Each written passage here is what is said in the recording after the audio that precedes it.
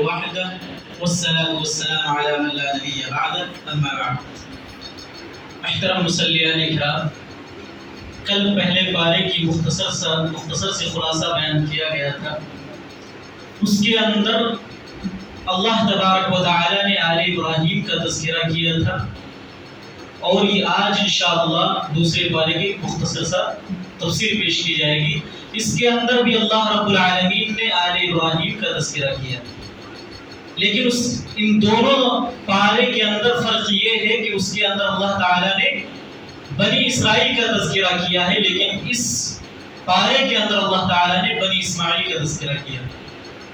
اسرائیل کون ہے؟ ابراہیم علیہ السلام کے بیٹے تھے اسحاق، اور ان کے بیٹے ہیں یعقوب، اور یعقوب علیہ السلام کا لقب تھا اسرائیل، اور ان کے 12 بیٹے تھے. انہی سے پوری ان کی نسل چلی ہے، اور انہی سے تمام انبیاء کرام آئے ہیں عیسیٰ علیہ السلام تک. یہ بنی اسرائیل ہے. اور بنی اسماعیل حضرت ابراہیم علیہ السلام کے بیٹے اسماعیل علیہ السلام ہیں، اور ان سے پھر صرف ایک ہی نبی ہے، ہمارے آخری نبی حضرت محمد مصطفیٰ صلی اللہ علیہ وسلم. ون سنگل پیس نبی صلی اللہ علیہ وسلم اسماعیل علیہ السلام کے خاندان میں وہ تنہا ہیں. تو اللہ تبارک و تعالی نے دوسرے پارے کی شروعات میں سب سے پہلے تحویل قبلہ کا ذکر کیا ہے. اللہ رب العالمین نے اس کے اندر جو قبلہ کی تبدیلی کی تھی، تحویل کے مطلب ہوتا ہے تبدیل کر دینا، چینج کر دینا، ڈائریکشن کو چینج کر دینا.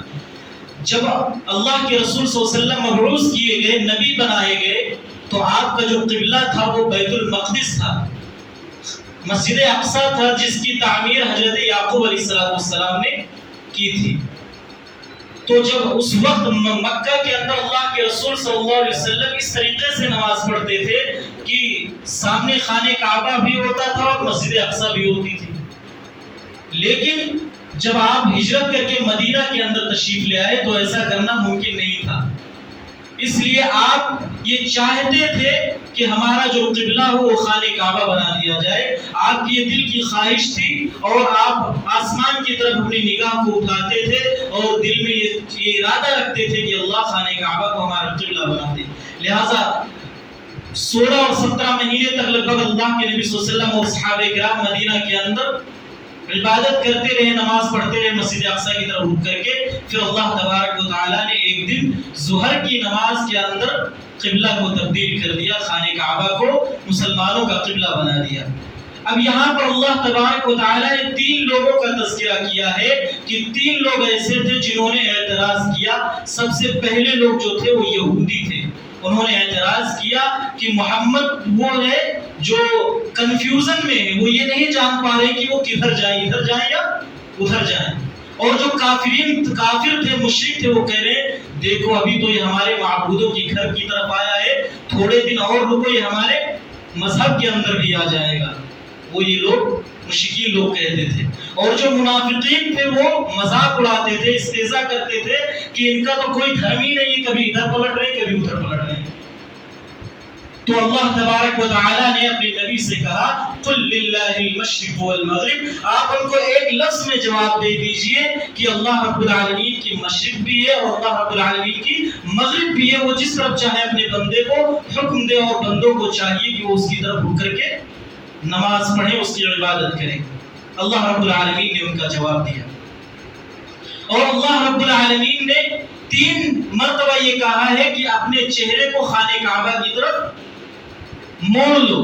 فولی وجهک شطر المسجد الحرام، اپنے چہرے کو خانہ کعبہ کی طرف موڑ لو 3 مرتبہ.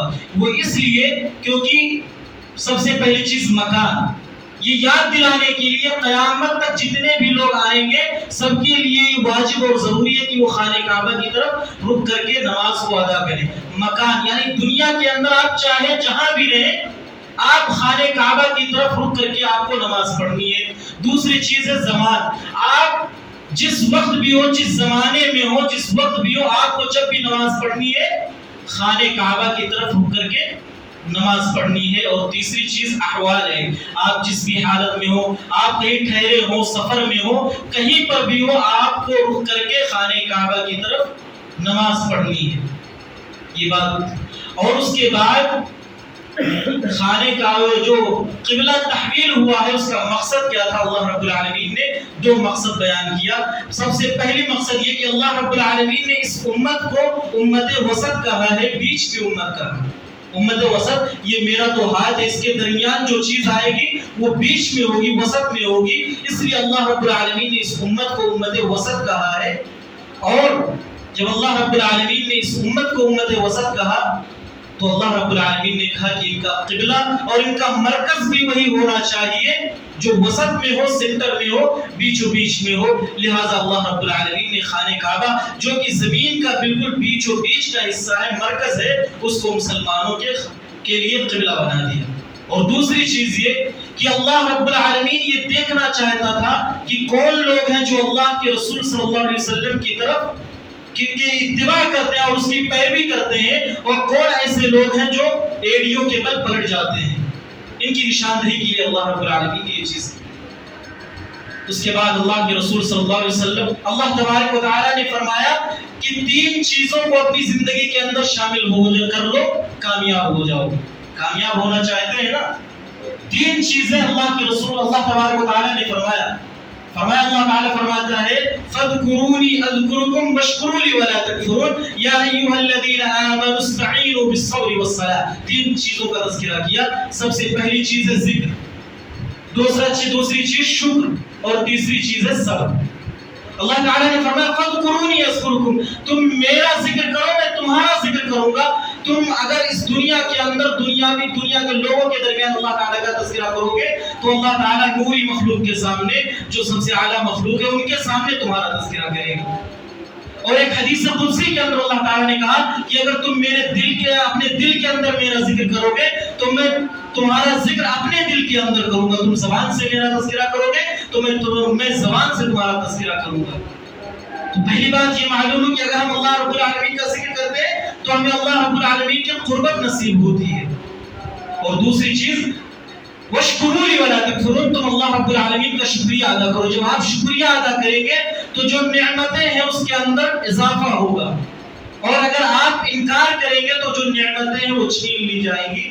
اور تیسری چیز اللہ کے رسول صلی اللہ علیہ وسلم نے فرمایا، اللہ تبارک و تعالیٰ نے فرمایا کہ تم صبر کرو۔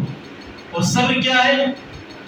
اذا اصابکم من مصیبت، اللہ تبارک و تعالیٰ نے فرمایا کہ جب تمہیں کوئی مصیبت لاحق ہو تو اپنی زبان سے کہو انا للہ و انا الیہ راجعون، یہ کلمات ادا کر لیا کرو۔ اور الصبر عند الصدمۃ الاولى، کی صبر اسی چیز کو کہتے ہیں کہ جب آپ کو کوئی تکلیف اور پریشانی لاحق ہو اسی وقت آپ صبر کریں۔ یہ نہیں کہ آپ کو کوئی پریشانی لاحق ہو گیا، آپ دنیا بھر تمام لوگوں کو بتا دیے اور اس کے بعد پھر سکون سے بیٹھے۔ آپ پہلے ہی مرحلے میں آپ کو صبر کر کے بیٹھنی ہے اور یہ کلمات اپنی زبان سے ادا کرنی ہے۔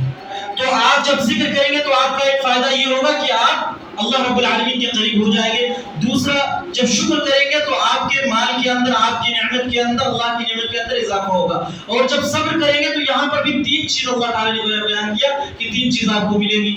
سب سے پہلی چیز یہ کہ الصلوات کا لفظ اللہ تعالیٰ نے استعمال کیا۔ صلوات کہتے ہیں شفقت کو، رحمت کو۔ جب کوئی ماں ہوتی ہے اگر اس کے اندر رحمت نہیں پائی جائے، رحم نہیں پایا جائے گا تو اپنے بچے سے محبت نہیں کرے گی۔ جب ماں کے اندر رحم پایا جاتا ہے، رحمت پائی جاتی ہے اور بچہ کسی پریشانی اور مصیبت کے اندر ہوتا ہے تو ماں اس کو اپنے کلیجے سے لگا لیتی ہے، اپنے دل سے چپکا لیتی ہے۔ اللہ رب العالمین نے کہا کہ جب تم صبر کرو گے تو اللہ رب العالمین کی جو شفقت ہے وہ تمہاری طرف مائل ہوگی، اللہ رب العالمین کی رحمت تمہاری طرف مائل ہوگی، تم اللہ رب العالمین کے قریب ہو جاؤ گے۔ صلوات کا لفظ استعمال کیا اللہ تعالیٰ نے، بار بار اللہ تعالیٰ تمہیں اپنے قریب کرے گا جب بھی تم صبر کرو گے۔ اور دوسری چیز، پہلی چیز یہ آپ کو قربت نصیب ہوگی، دوسری چیز ہے رحمت اللہ تعالیٰ کی آپ کو نصیب ہوگی۔ جب رحمت آپ کو مل گئی تو پھر عذاب آپ کے قریب نہیں آ سکتی ہے۔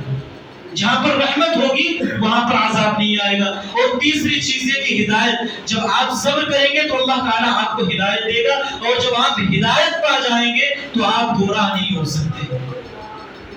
یہ تو ایک تھیوری ہے، بتا کر اللہ تعالیٰ نے بتایا کہ صبر کیسے کیا جائے۔ پریکٹیکل طور پر اللہ تعالیٰ نے بتایا کہ تم کو صبر کرنا ہے تو ویسے صبر کرو جیسے حاجرہ علیہ السلام السلام نے صبر کیا تھا جب ابراہیم علیہ السلام ان کو بے آب و گیا وادی میں چھوڑ کر چلے آئے، پانی اور جو ساز و سامان تھا سب ختم ہو گیا، انہوں نے جس طریقے سے صبر کیا اپنے چھوٹے سے بچے کو لے کر اس ریتیلے زمین پر، اس تپتی ہوئی ریت کے اندر جس طریقے سے انہوں نے صبر کیا، اگر تم اس طریقے سے صبر کرتے ہو تو تمہارا صبر اللہ رب العالمین کے یہاں محبوب ہے۔ اور اللہ رب العالمین نے اتنا پسند کیا کہ رہتی دنیا تک اس کو سارے لوگوں کے لیے ایک عمل بنا دیا اور یاد دہانی کے لیے بتا دیا کہ یہ صبر اگر کرنا ہے تو ایسے صبر کرو۔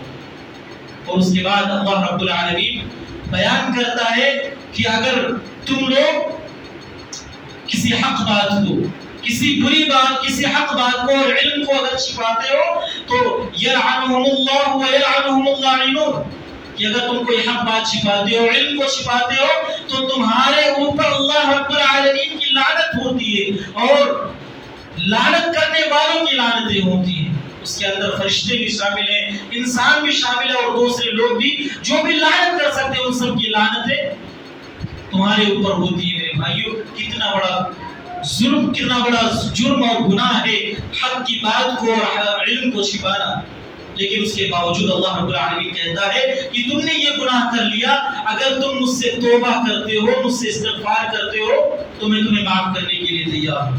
مثال کے طور پر بندہ ہے، اس نے گناہ کر لیا، اس کا رخ اس طرف ہے اور اللہ رب العالمین کا جو رخ ہے وہ اس طرف ہے۔ اب بندے کے بارے میں اللہ تعالیٰ نے کہا کہ اگر تم توبہ کر کے یوٹن لیتے ہو میری طرف تو اللہ تعالیٰ بھی تمہاری طرف مڑے گا مغفرت لے کر۔ جب تم اللہ تعالیٰ سے توبہ استغفار کرو گے تو اللہ تعالیٰ تمہیں معاف کر دے گا۔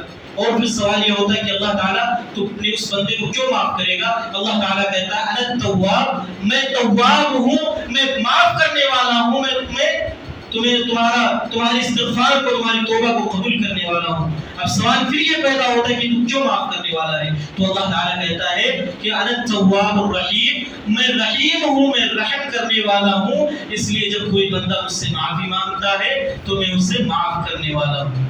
میرے بھائی اور دوستو، اسی طریقے سے ہم اور آگے چلتے ہیں تو اللہ رب العالمین بیان کرتا ہے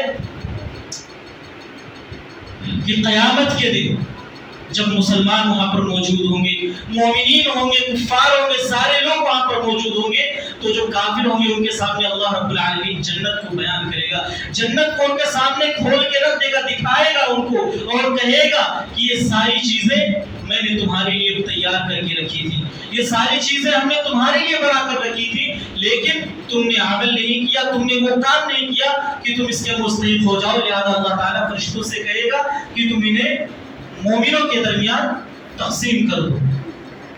اور اس کے بعد پھر آگے چلتے ہیں تو اللہ رب العالمین نے یہ کہا کہ اللہ سے سب سے زیادہ محبت کرنے والے وہ لوگ ہیں جو ایمان والے ہیں، الذین یؤمنون، کیسے آیت ہے؟ اشد حبا للہ، کہ سب سے زیادہ محبت کرنے والے مومنین ہیں۔ اب یہاں پر تین قسم بیان کی گئی ہے محبت کی، دھیان سے سنیے گا۔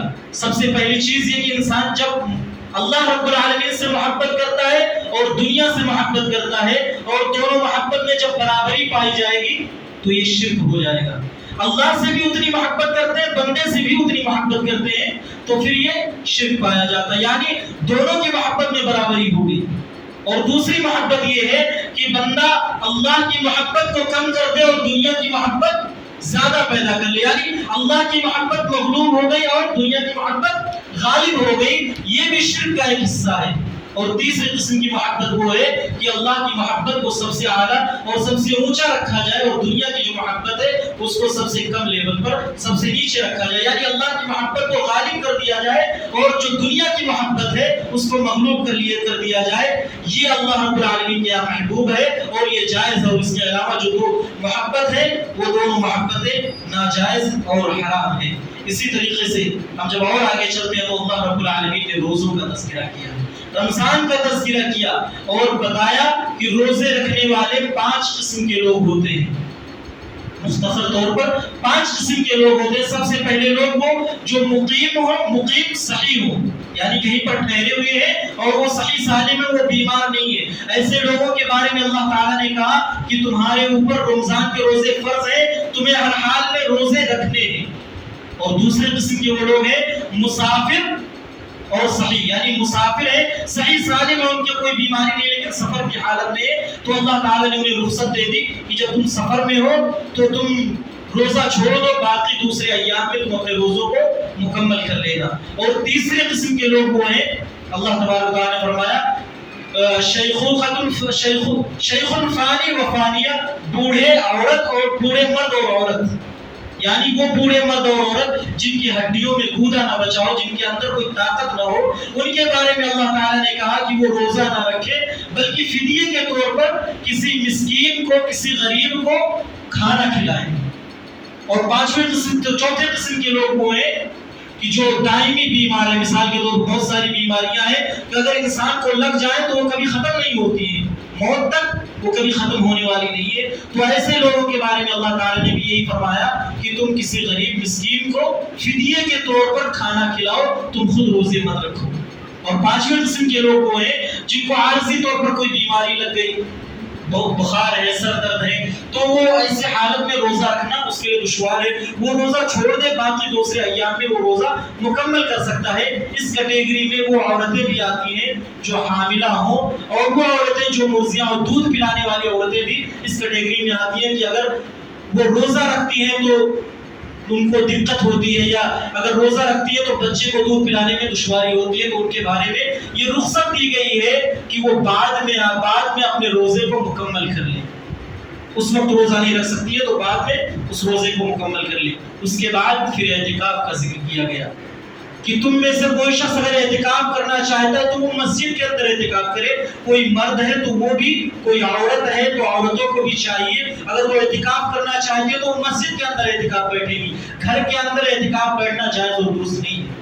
اور اس مسجد کے اندر وہ اعتکاف بیٹھے گی جہاں پر ہر چیز کا انتظام ہو، پردے کا، فتنے کا کوئی اندیشہ نہ ہو، پردے کا سارا انتظام ہو، ساری چیزوں کی سہولت ہے، وہاں پر وہ اعتکاف بیٹھ سکتی ہے۔ اس کے بعد اللہ رب العالمین نے حج کا تذکرہ کیا، حج کا تذکرہ کیا اور فرمایا کہ الحج اشہر معلومات کی حج کے مخصوص مہینے ہیں، وہ ہے شوال کے، ذی القعدہ، ذی الحجہ، یہ 3 مہینے ہیں، حج کے مہینے ہیں۔ اور اس کے بعد اللہ تعالیٰ نے کہا کہ اگر ایک عمرہ سے دو عمرہ انسان کرتا ہے تو دونوں عمروں کے درمیان جو بھی گناہ، جو بھی خطائیں اس سے ہوتی ہیں، اللہ رب العالمین اس کے گناہوں کو، خطاؤں کو معاف کر دیتا ہے۔ اور اسی طریقے سے اللہ رب العالمین نے کہا حج مبرور یعنی مقبول جو حج ہوتا ہے اس کا اجر جنت کے علاوہ کوئی دوسری چیز نہیں، اگر بندہ حج کیا، اس کا حج قبول ہو گیا تو اللہ رب العالمین اس کو جنت میں ضرور داخل کرے گا۔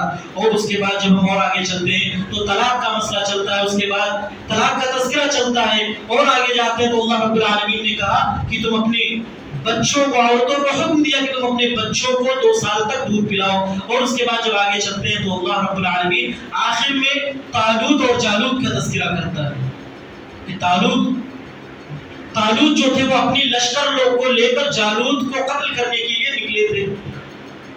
اور ایک پوائنٹ کی بات یہ ہے یہاں پر کہ جنگ بدر کے موقع پر جتنی تعداد تھی 313 کی مسلمانوں کی، طالوت جب لے کر نکلے اپنی لشکر کو تو اس وقت بھی ان کی تعداد جو تھی وہ 313 کی تھی۔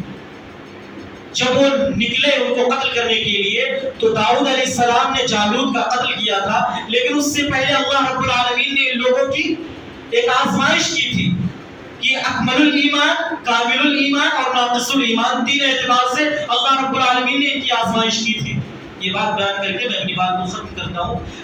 اللہ تعالیٰ نے 3 طور پر ان کی آزمائش کی۔ اللہ تبارک و تعالیٰ نے کہا کہ آگے ایک چشمہ آ رہا ہے، ایک دریا آ رہا ہے، اور تمہاری پیاس کی شدت میں بڑھا دیا جائے گا، اور یہ تمہاری امتحان کے طور پر کہ دیکھتے ہیں کس کا ایمان سب سے زیادہ ہے۔ تو جو اکمل الایمان تھے، ان کی پیاس جب بڑھی تو انہوں نے اس دریا سے پانی بالکل نہیں پیا، وہ آگے بڑھ گئے۔ جو کامل الایمان تھے انہوں نے 1-2 کھلا پانی پی لیا، اور جو ناقص الایمان تھے یہ بالکل شکم شیر ہو کر پانی پی لیے۔ اور جب یہ ناقص الایمان جو تھے شکم شیر ہو کر پانی پی لیے تو اب یہ لوگ کہتے ہیں کہ اب جالوت سے لڑنے کی ہمارے اندر طاقت اور قوت نہیں ہے، اب ہم جالوت سے نہیں لڑ سکتے، اب ہمارا کام یہیں پر تمام ہو گیا، آپ لوگ جائیے جالوت سے لڑیے۔